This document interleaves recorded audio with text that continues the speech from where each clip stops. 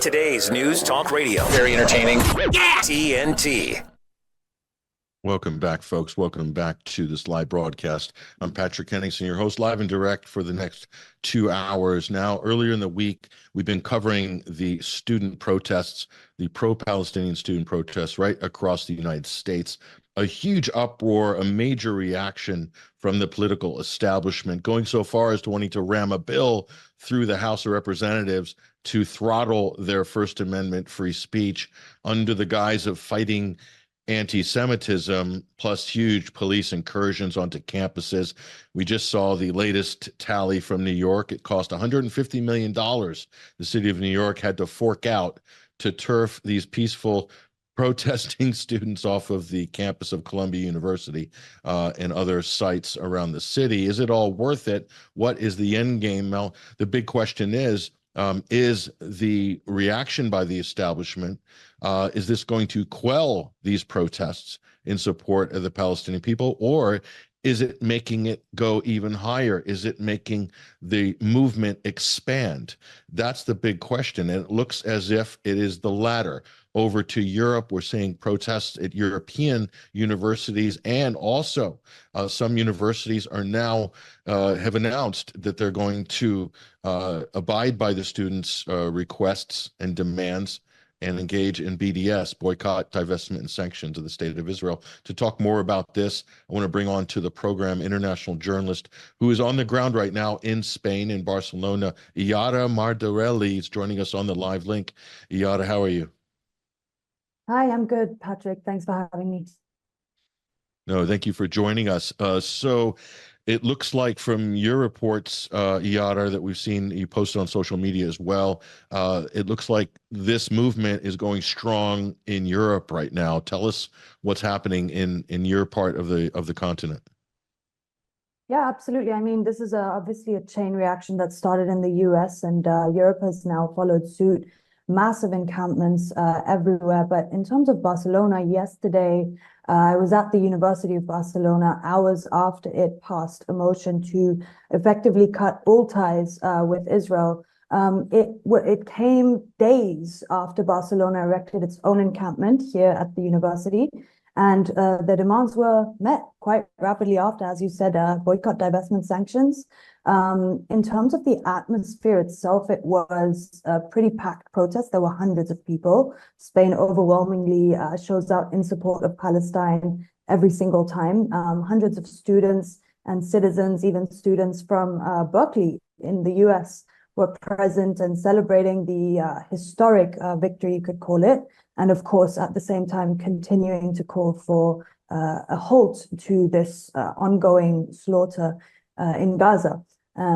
Zero police intervention. I mean, I've been to dozens of protests here. They're regularly peaceful. Here in Spain specifically, the people overwhelmingly stand with Palestine, and the other universities in Spain that have also followed suit was the University of the Basque Country, which actually cut ties with Israel back in April. There's another encampment right now at the University of Valencia. That one's been up for a week. And I mean, important to note here in terms of police intervention that there is none, because on March 22nd, Spain actually agreed to take the first steps towards recognizing Palestinian statehoods. So as a response to all of this, the Confederation of Spanish Universities announced just today, a couple of hours ago, that it's going to cut ties with any Israeli universities and research centers that haven't, in fact, expressed a firm commitment to peace and compliance with international humanitarian law. So that's what's happening here in Spain, Barcelona specifically, Patrick. So from the government, just where's the Spanish government on this issue? Just broadly, I know you have a few different political factions in your legislature there in Parliament, but where is the Spanish government on this issue? Yeah, I mean, Pedro Sanchez was in fact a couple of weeks ago almost ejected from Parliament. I'm assuming because of his pro-Palestine stance. People aren't very happy with him. However, he is the one who started the motion to recognize his Palestinian statehood. And then, of course, we have Ion Belara, who is a very well-known politician out here, who's also consistently calling for and putting a lot of pressure on the government here. So I think that Spain, Ireland, and I believe Malta as well are going to be some of the first countries in Europe to actually officially recognize the statehood. That's interesting. So that goes to a reason that the police aren't going to come down very hard, because it's going to be seen politically and publicly as not a very good move, bad optics for the state. That's a stark contrast, Deodar, from the United States and the political atmosphere, as you know, right now. So we have a clip actually from, I think, one of the protests there in Barcelona at the university that you attended. Let's go ahead and have a look at this. Go ahead and roll this clip.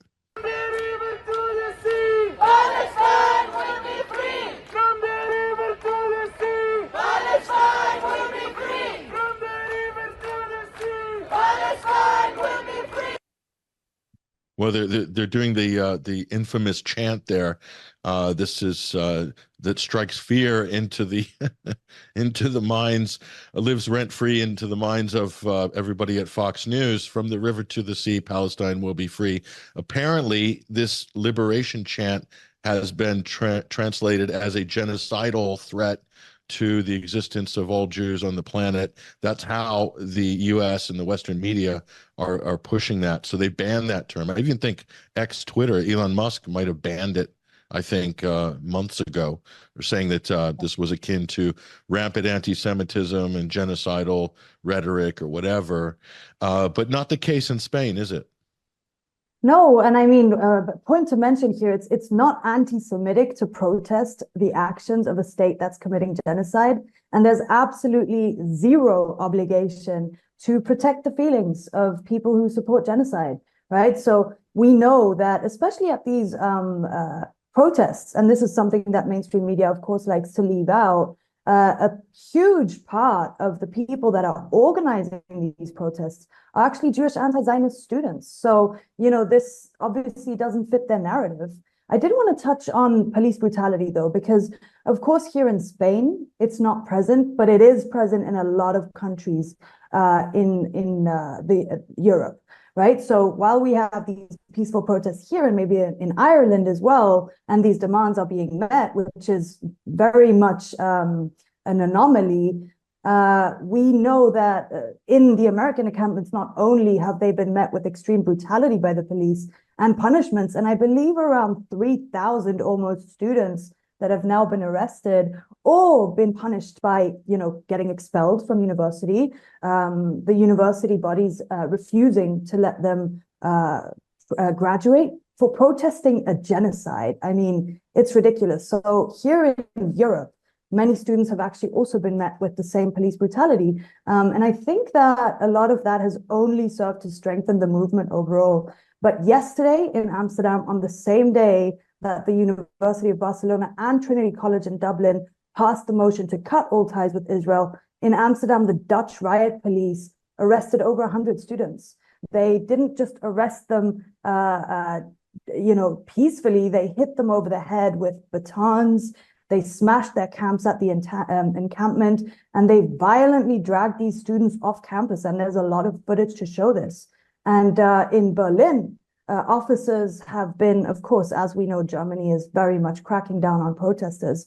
Full riot gear police assaulting students, clearing these encampments where hundreds were protesting peacefully. The same in a different part of Germany, Leipzig. Bunch of students were met with brute force, arrested, and you know, of course, we have to remind people that Germany a couple of months ago banned pro-Palestine demonstrations completely, and they removed the right of free expression. So this is happening in Amsterdam, in Germany, in France. Police also forcefully removed around 20 to 30 students who ended up barricading themselves in the main hall at the Paris Institute of Political Studies, which was, I believe, the first university in Europe to set up an encampment. And they made another 100 arrests at Sorbonne University in Paris as well. So this is, you know, happening all across Europe. We've also seen the UK, SOAS University, London School of Economics, the University of London is out in full force, Cambridge and Oxford also out in full force, all demanding, for universities to simply reverse their investments into companies that are connected with Israel. They want full disclosure of where their tuition funds are going, which I think everyone should be privy to. And they want full divestment from all arms manufacturing companies. I think these demands are simple. I think they're very sensible. And I think that, this is not a reason to beat students up and drag them out of the encampments and brutalize them.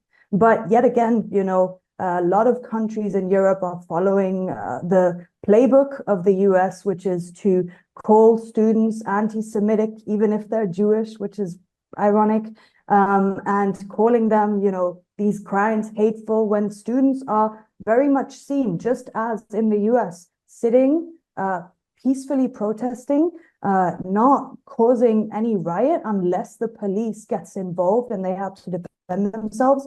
And I think that this is going to continue. This movement is just going to grow more and more as time goes by, and I'm all for it. So, yeah.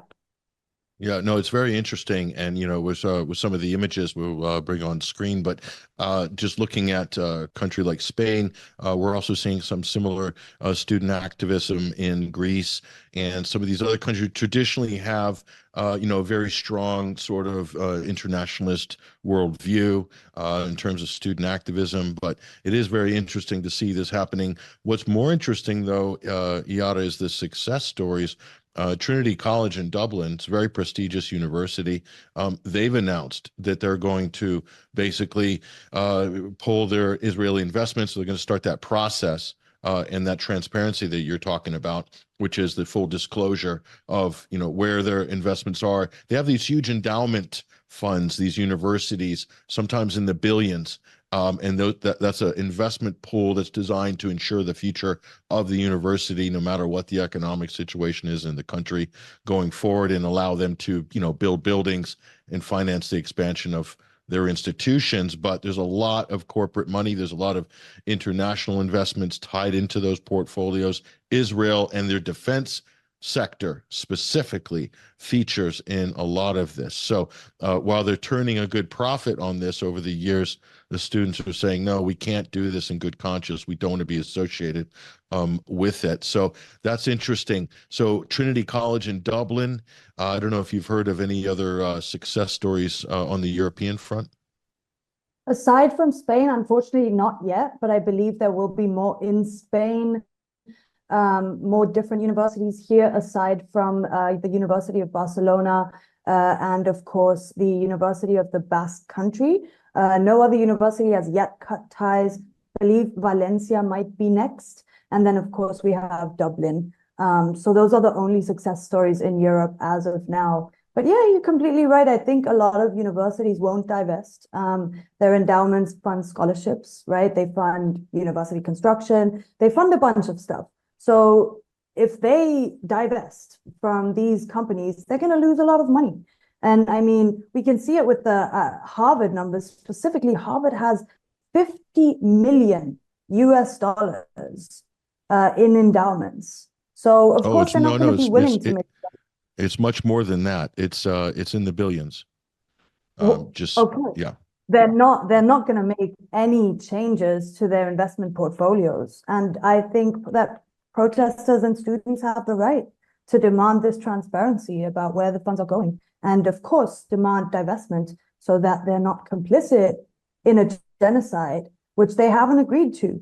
So we'll see what happens next. But I think this wave is just going to grow in Europe more and more.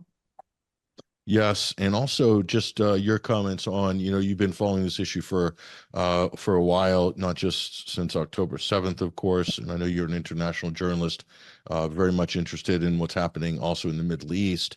And, are you surprised at the uptake on this issue, how quickly and how profoundly, young Gen Z, current university students have picked this issue up? And what was your indication on the level of their awareness of the issue? Did they understand the background of the story of Palestine? How did you see that? Because I know that's something that's interesting to hear what your observations are there. Oh, absolutely. I think we're in the age of information now, so everyone has this information at their fingertips on their phone, right? And that's what changed really, is that our generation and the generation below us is really privy to what's happening. They have educated themselves. And if you hear these students on interviews speak about the situation, they know what they're talking about. They know exactly what's going on in Palestine. Thanks to, of course, now they're trying to ban the social media platforms that are providing the education. But these students, especially the ones at these Ivy League institutions, how dumb are we to think that they would not be completely aware of what's happening? These students are very well educated on the topic. I mean, one thing that's really important to mention now, and I think that a reason why there's so much uproar in the past few weeks, is that this recent invasion of Rafah that we're talking about, that Israel has been bombing Rafah nonstop for weeks. They've been killing dozens of civilians in refugee camps on a daily basis and sealed Palestinians into a death camp, effectively. Now people are talking about this as the final solution for Palestine. There's no words to describe what's happening anymore. But what's important for people to understand is that this Rafah invasion was supposed to be a red line for Western leaders. The Camp David Accords that were signed in 1978 forbid Israel from controlling this frontier with Egypt. And the peace treaty between Israel and Egypt was guaranteed by the US government. But Israel doesn't care, it never has. It's a rogue state, continues acting with complete impunity. And that's why the student movement is really taking, really going across the globe and exploding right now. It's as a result of seeing how time after time, Western leaders that they voted for will continue allowing their little pet project to act with this complete impunity. And they're saying, no, no more. And I think that this is a historic moment, and that these students are truly creating change when it comes to freedom for Palestine and recognizing Palestine as its own state eventually. So I think it's amazing what's happening right now. I'm really proud of Gen Z, and watching this all unfold has been, people are risking their education, they're risking potentially their future, but they don't care, because at the end of the day, we cannot continue watching a genocide and not act. So this is truly, there's unparalleled to any other moment that I've seen in the past, in my whole life, actually. It's an exciting time. Did you say that there were universities threatening to prevent students from graduating as a result of taking part in this? Just give us any more details on what happened there. These are American universities, right? These are American universities that have threatened people with, not graduating, or expelled them, or threatened them with expulsion. So students are risking potentially their entire future to protest and to stand with Palestine, and they're understanding that this is more important. So this is huge. But yeah, the actions that have been taken, aside from the arrests, are expulsions and more, just punishments for standing against a genocide. Yeah, and that's on top of getting maced and tear gassed and beaten by police and counter protesters, as they're called, pro-Israeli counter protesters, as we saw at UCLA, the harrowing scenes there. Pretty shocking stuff. I'm with lara Modarelli. She's an international journalist based in Spain, giving us a snapshot of what's happening on campuses in Europe as this pro-Palestinian student movement expands and goes global. And it's not just Europe and North America. We're also seeing demonstrations in South America, Australia, New Zealand, and even in Asia. So it's going to be very interesting. The more they try to put this down, the bigger it becomes. And isn't that always the way? Now, when we come back, I want to take a short break with the network, but Yara, I want to talk to you about this so-called anti-Semitism crisis. Is it a real crisis? what's behind it, what's fueling it, and how is this kind of self-contradictory on its face, and what are the effects that this is going to have on free speech? So we have this anti-Semitism crisis happening, supposedly this wave of righteous indignation about the spread of anti-Semitism on campuses. And they're kind of extrapolating this to be a whole sort of national crisis on its own. So what's your assessment of this? And we can kind of see how in a certain way this is a kind of farcical charge at this point. It's been so overused. But you have Arab students protesting. They're Semitic. The Palestinian students in the West, they're Semitic as well. So how could they be against themselves? But it kind of speaks to the fact that this word doesn't really mean anything. What exactly does it mean? Or maybe the power is in the fact that we don't know what it means. Go ahead. The word has completely lost its meaning. I mean, I think it's just interesting how the pro-Israeli lobby seeks to consistently dismiss this criticism of an outright genocide as anti-Semitism. It's not. It's never going to be anti-Semitic to protest against the deaths of children and women and just civilians throughout. We should be protesting this extremist political leadership in Israel. We should be protesting the fact that, I just don't understand how we can continue to peddle this lie of anti-Semitism. And as you said, the word has completely lost its meaning, especially when there are so many Jewish anti-Zionists that are out on the streets all across the world protesting this. So it's just a spin that the mainstream media is going to continuously use. And as long as their narrative is not covered, this is going to continue. So I think that when it comes to anti-Semitism, I don't take it seriously anymore. Whoever, it's just as much as every protester that's pro-Palestine has to be a terrorist supporter and is an extension of Hamas, essentially. It's just outrageous. It's outlandish. And at this point, I think that the whole world realizes it and nobody takes this seriously anymore. So there's no point in even considering this as an actual smear, because to everyone in the world, this word has just completely lost its meaning.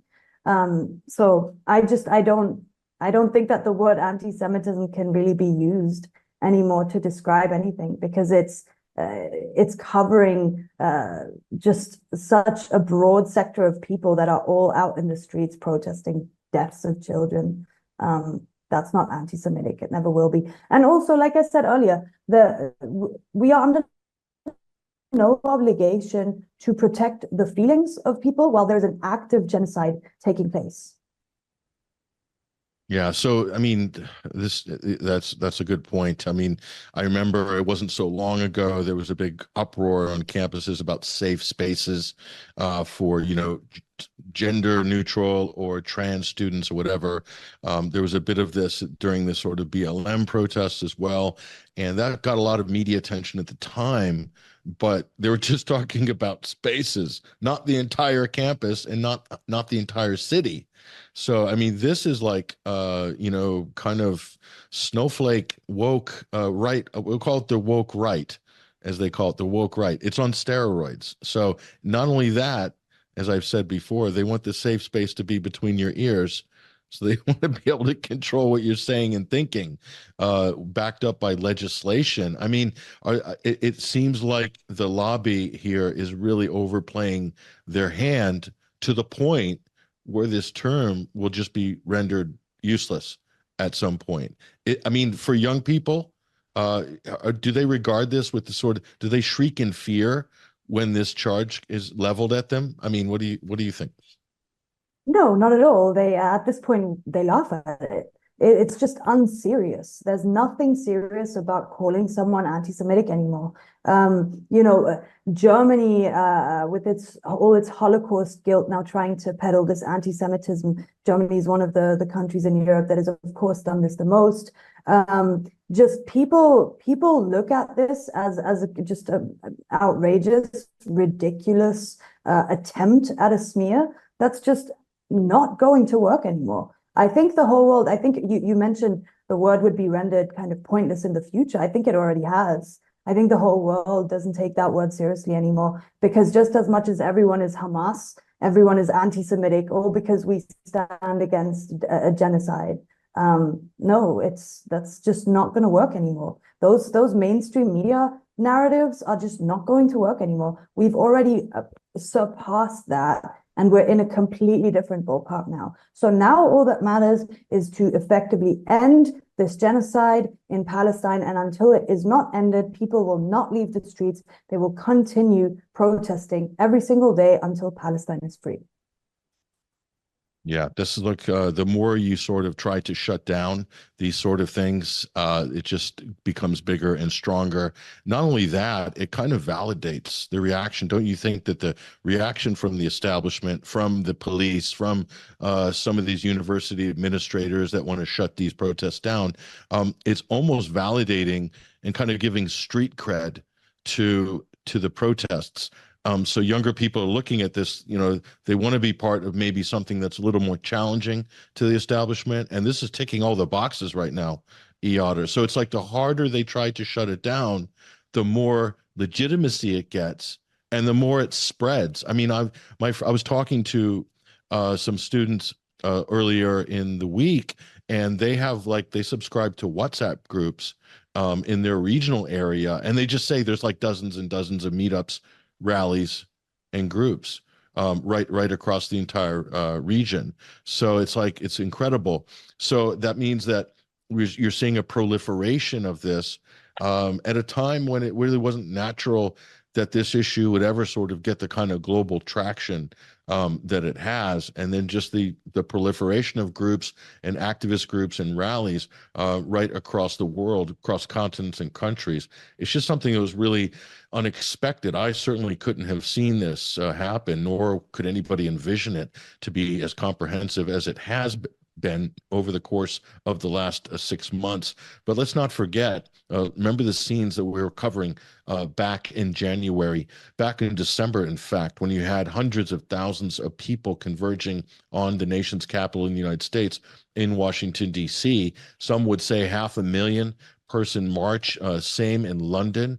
I mean, it was just shocking to see early on, just this last winter, the reaction, the response from people on this issue that shocked everybody. And just to see it sustain up to this point and become pretty much a broad-based anti-war movement that's gone right across the world is something that I just couldn't predict. So people are utilizing social media, Telegram and WhatsApp. There's hundreds of rallies, protest groups. If you're in Canada, if you're in Brazil, if you're in the United States, if you're in Europe, so it's absolutely incredible. So I just see this actually growing right now. So the longer there's no resolution to this on the ground in the Middle East, or the longer that Western governments are seen to be dragging their heels on it, the bigger this protest movement is going to become. What do you think? Yeah, no, and I think that's kind of the moment that we've been waiting for, your generation, my generation, for the longest time. I think it's phenomenal to see that the people are not backing down until their demands are met, until Palestine is free, and until the ceasefire happens.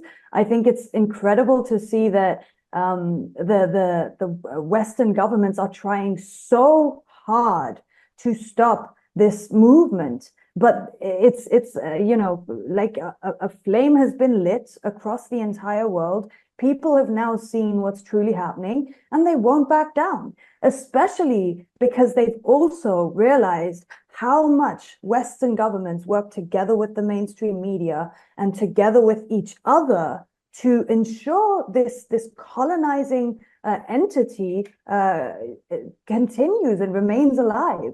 I think it's so clear as daylight, especially when you have Israel breaking every single international law, committing dozens of war crimes, and just continue with impunity while brazenly filming themselves, the soldiers filming themselves smiling and laughing as they're decimating and killing entire families with glee, almost. it's absolutely insane to watch this happen. I think we've never seen such a clear display of an asymmetrical warfare as we do now. And I think that because it's so clear, because Israel has always been allowed to act with such impunity, it's just clear as day to everybody who the perpetrator here is and who needs to be stopped. And it's the pet project that has been placed there in 1986. Joe Biden himself said that if there were no Israel, they'd have to create one to protect their interests in the Middle East. We know exactly what this is about. We know that this is about economic interests. We know that this is about oil. We know that what this is really about. So now the world that has, once your eyes have been opened, you can't close them anymore. And that's where we're at right now.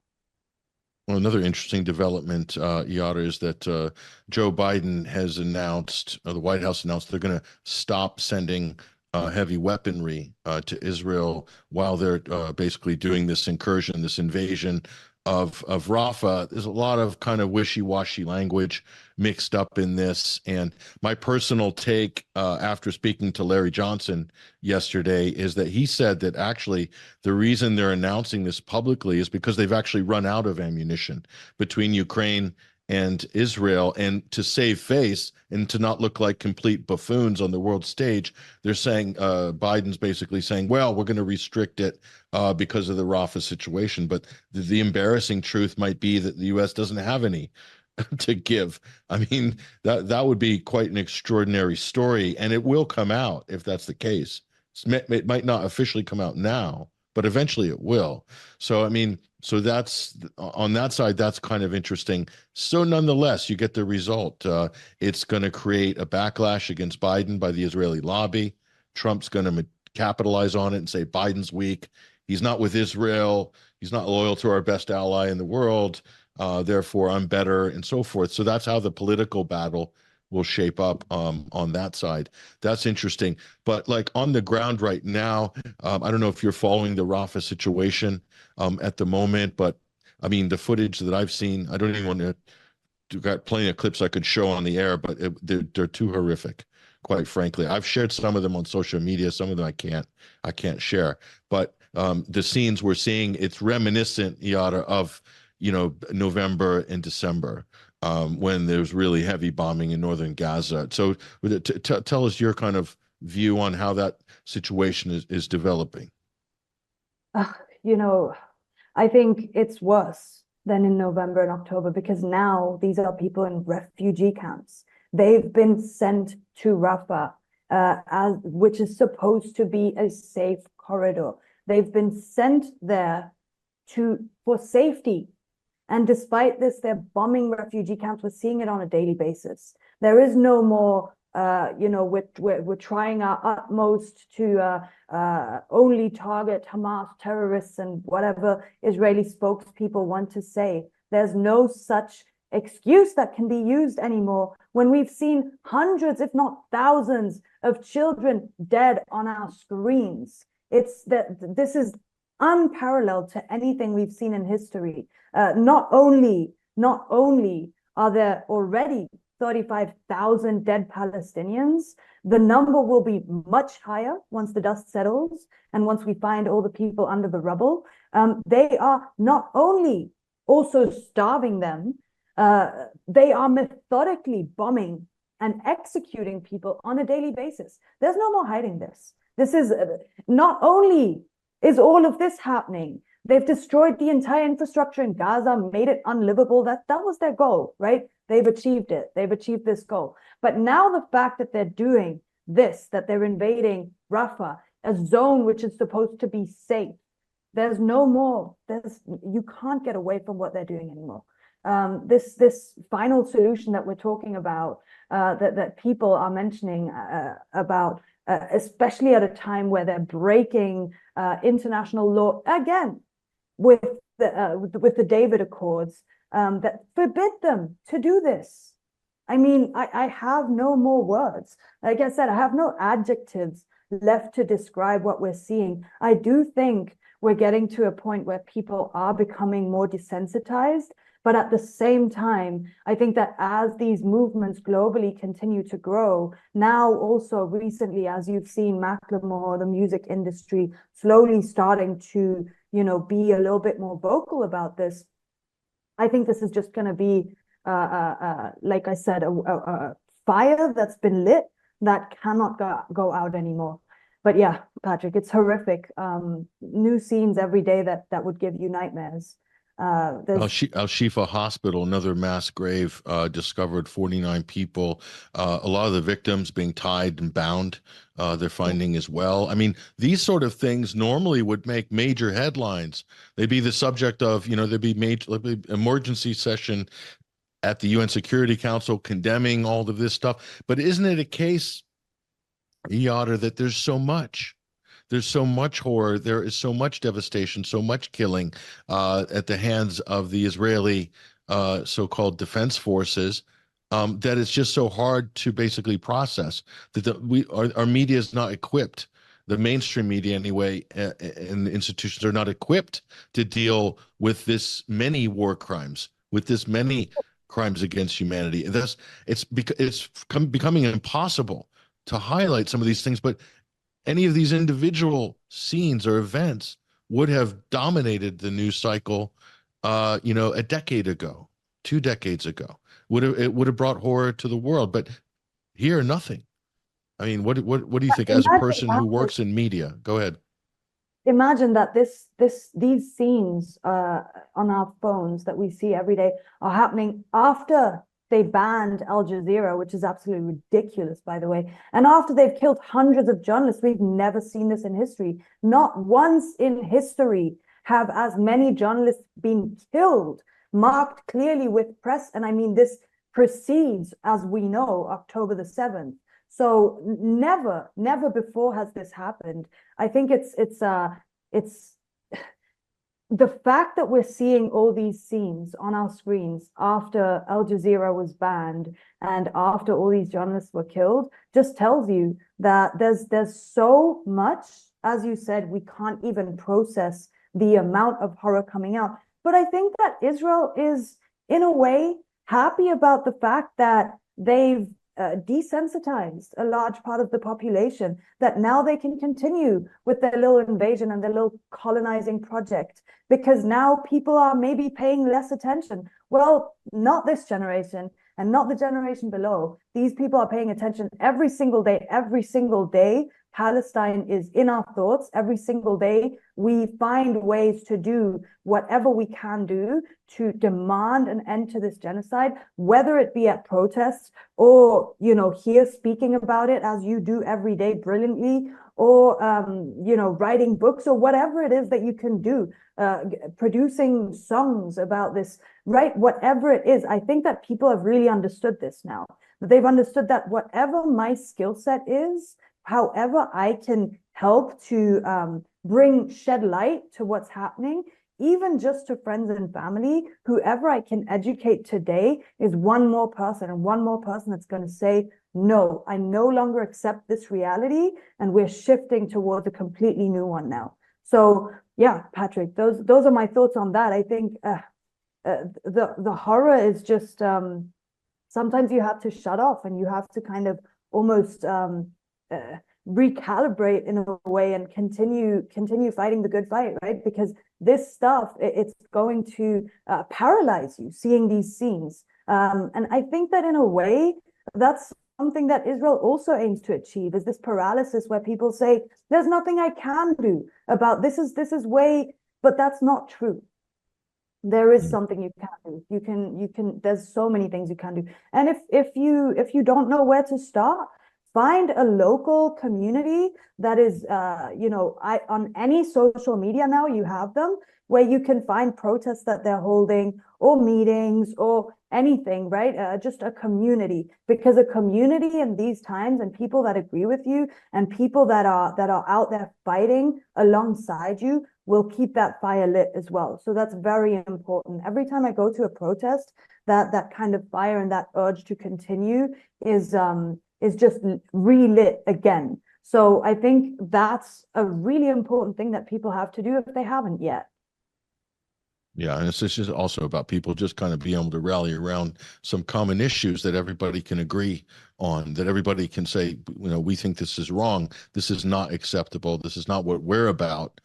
This is not what our country, our community, our generation are about. So from that point of view, it is good to see that this is taking shape globally right now. International journalist lara Modarelli joining us from Barcelona, Spain. Thank you for that update. Thank you for your reports, and follow Lara on X, Twitter. We'll drop her handle in the TNT chat community. She's doing great updates on this and other stories. Thank you very much for joining us this week. There you go.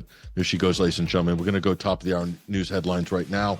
And on the other side, we'll connect with our TNT political editor, Basil Valentine, and a whole lot more. Stay with us.